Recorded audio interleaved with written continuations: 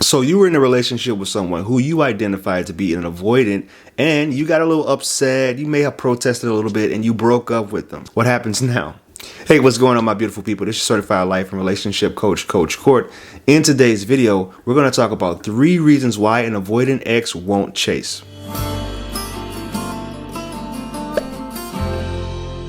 Thank you for sticking around.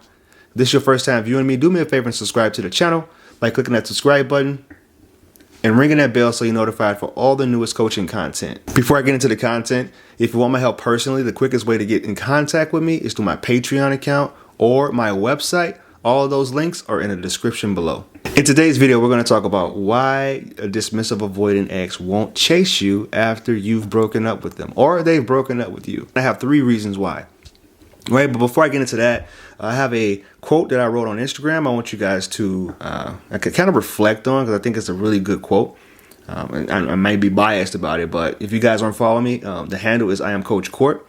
And the quote goes, "Trauma is more than just a hashtag or trending topic. It's an unfavorable life experience." So when you're dealing with someone who has an insecure attachment, you have to be mindful about their life experience, where they're at and where you're at.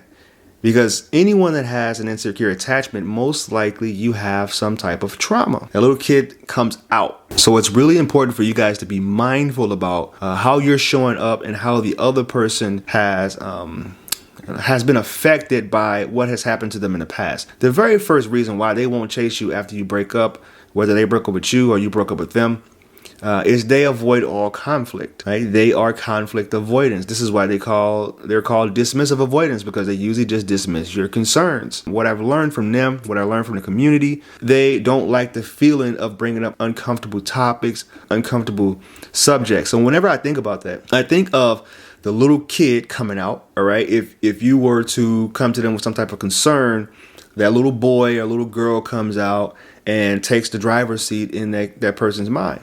Which is part of the reason why people complain a lot about how they say that they feel dismissive avoidant people are emotionally immature, where they can be a 35-year-old man, but when you have some type of concern, they regress back to a 15-year-old boy with learning how to deal with topics. That's the first reason, is they are conflict avoidance. You know, I really try to have empathy for them. This is where I feel my working with at-risk youth really plays into the way that I can coach these days, is because I understand that a person has a story, and it could be something like, let's say that their mom used to yell at them a lot, or their dad used to yell at them a lot, or their mom or dad was never home, and the only way that they were able to soothe themselves was to play video games or to get caught up in the book. But when it comes to those discussions that need to be had with someone in order to make a relationship stronger, in order to build a stronger bond, they just don't have that ability. They don't have the skill set to make that happen. But on the other end,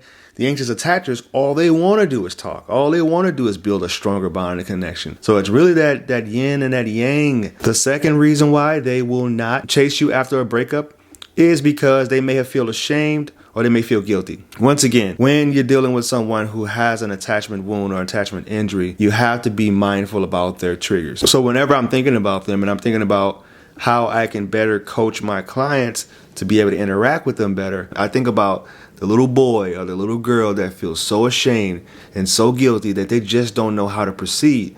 They're better off just like freezing. It's like a fight or flight response. They're just better off freezing and just letting the storm pass by.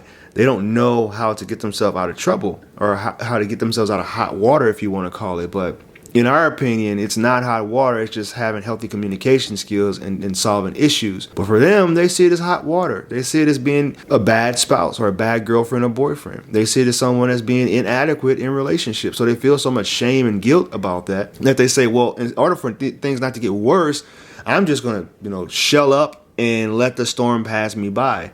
And that usually just ends up making it worse. It's like the quote by Jordan Peterson. He said, conflict avoided is conflict magnified. So if you don't deal with it, it's just going to grow. They're so used to sweeping things under the rug that they don't need to deal with things, because usually things just resolve on their own. But it doesn't happen that way when it comes to relationships. So when you break up with someone, that's an avoidant, and you're wondering like what happened. We had a really strong connection, we had a really strong bond, so I have no clue why this person isn't even trying to pursue me. I was talking to a client one time, and she said that she was dealing with the guy, and after she broke up with him, actually she went on a lunch with him, and he knew it was about to be the breakup talk. And he knew that he wasn't showing up the way that he should. And she was talked about how he was an avoidant, and he was very well aware of him being an avoidant. And when they got there, you know, they picked their normal spot. And she started talking about, oh, I'm glad you can meet me today. And he was like, yep, go ahead. I know you're going to say it. And she's like, what? He said, you're going to break up with me. People always do. Like, this is so normal. And she's like, no, she had been seeing him for about 8 months.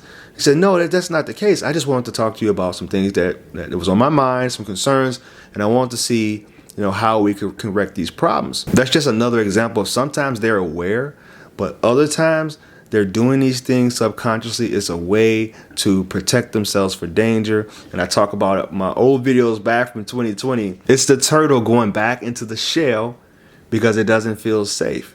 And when it feels safe, that's when you'll see the turtle just pop his head out a little bit more, or able to connect with you again, and able to talk to you about whatever issues you guys may have. And the last reason that an avoidant will not chase you after a breakup is because it's too vulnerable for them. And they believe that it makes them look weak. It makes them look vulnerable. It makes them look like they're dependent on you. And that's one of the things that they never want to do.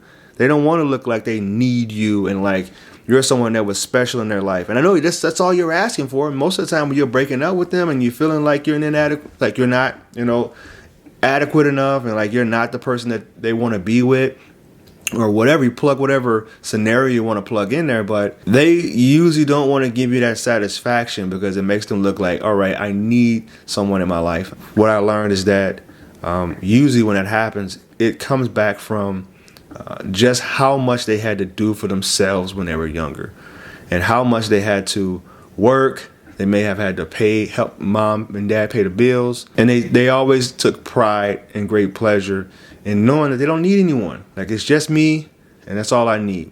You know, if anyone else comes into my life as an accessory, I actually had avoidants tell me, like, maybe I'm meant to be alone. You know, avoidants that were 50 years old. Maybe I'm meant to be alone, and like, why do I need anyone? Because it doesn't always seem to work out. So, and I realize the problem is me, and I'm not showing up, and people have said this, you know, an abundance of times. So, so those are my 3 things that I have for you why they won't chase you after a breakup. And I know you may have this scenario that you're making up in your head, like, oh, maybe they're seeing someone else, and maybe they're doing this, and maybe they're doing that. Well, they may be, but at the end of the day, there's nothing you can do about it. You can show up the best way that you can. You can try to be as secure as you can.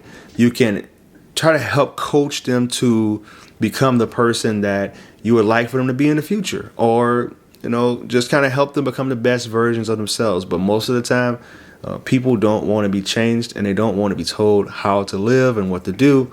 So all that you can do is to just show up and be your best self and hope that they will follow suit. So if you found this video of any value, please click this link right here where I talk about whether or not you should even try to re-attract an avoidant. And if you want to follow me on my other social media accounts, Twitter, Instagram, Facebook, is I am Coach Court. And always remember, when you go be love, you'll never have to find it. Namaste.